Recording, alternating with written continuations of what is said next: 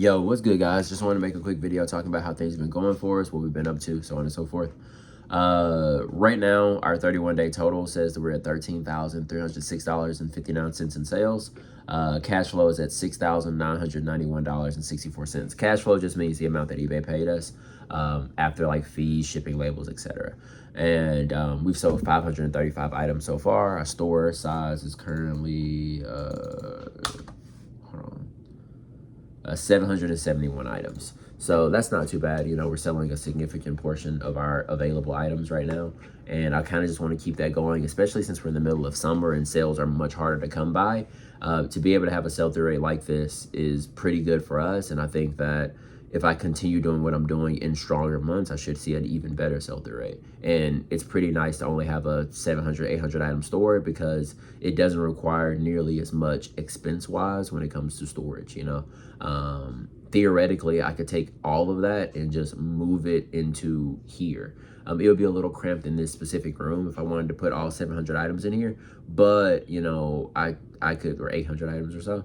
But I think if Mariah and I move, we will be able to put everything inside of our house and easily be able to run this business with everything inside and have no expenses outside of like no overhead expenses for the business other than just purchasing inventory and like supplies and stuff like that. And I think by doing that, the business will be so much stronger than it is than it's been previously and than it is right now.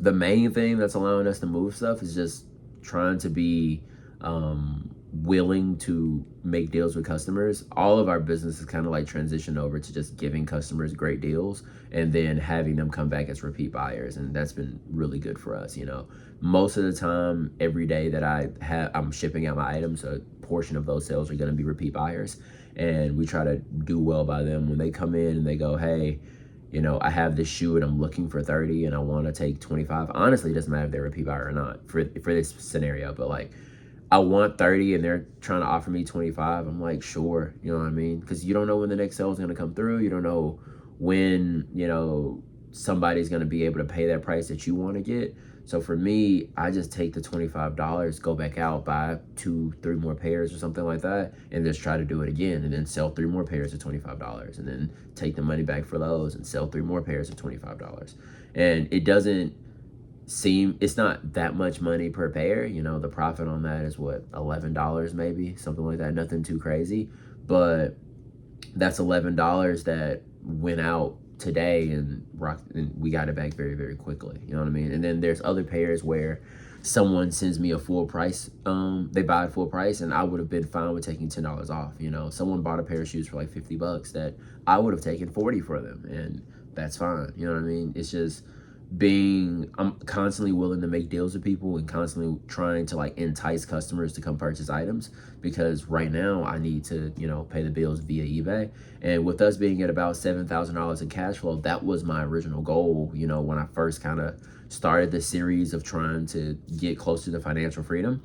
And it feels so good to be back there because, I mean, dude, a couple months ago, your boy was about to go out of business. It was rough. It was very, very challenging for us, but like, buckled down, started doing my listings every single day. Every single day I go out, I find inventory, I clean that stuff, I photograph that stuff, I list that stuff every day. Like today, I think I did 11 or so because I didn't want to go back out. And if I would have went to another store, I would have ended up having about like 18, 19 pairs, maybe like 20, 21. And I didn't want to do that. So I was just going to save them for tomorrow, so that I can like be in control of my cash flow. I was already a little above budget with the items that I bought, so I didn't want to go out again and like be even more above budget and then put myself at risk of not being able to list as many as I want to list for tomorrow. I know the easy way around it is just to like separate like 13 for today or 15 for today and then do the rest tomorrow, but I don't list that way. If it is in this house, it's getting listed immediately.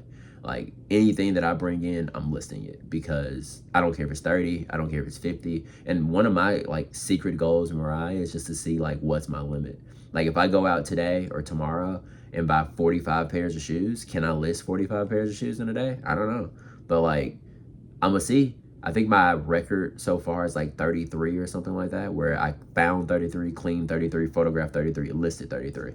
And that's how I wanted to continue going until I feel like we're in a position where our money's good and we can start throwing money at our debt, getting our debt down, and then putting ourselves in a position where our overall fixed expenses per month are a lot lower. Because I think the lower I can make those fixed expenses, I know there's this thing out there where it's like, hey, you can only save to zero, but you can make as much money as you want. I agree with that. I think that makes a lot of sense. But at the same time, I am a person who has almost went out of business many, many times now.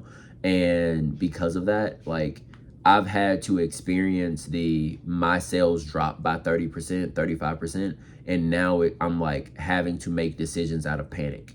And the lower your expenses are, the less you have to panic. In addition to, because those expenses are lower, it's a lot easier to save money.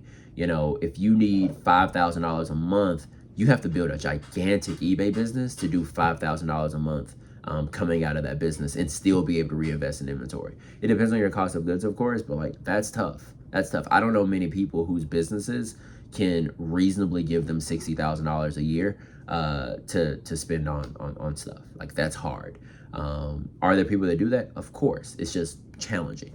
So being able to get your expenses as low as you can and then giving the business a lot of room to breathe is super good if you're going to have your bills being paid via the business. Now, if you're not paying your bills via the business, you can do it entirely differently. Like you can get $5,000 from your job and then everything that comes from eBay is just extra, and that's fine too. I don't think that's a bad strategy for people to have. It's just not what we're currently doing. So I have to be more than willing to move inventory so that we can have the sales that we're looking for on each day. So that's pretty much everything for me. All that we're really working on is getting to a place where we can put up 15 pairs every single day at minimum. And then once I can do 15 pairs a day every day, then I want to be like, all right, let's try to do 20 pairs a day every day. And it's not that, I don't mean that in the sense of like my listing goal is 15 or 20. When I go out, if I go to a store and I get 11 pairs, I need to go somewhere else so I can get the other 4 at minimum so that I can make sure that I'm selling at least what I need to sell. And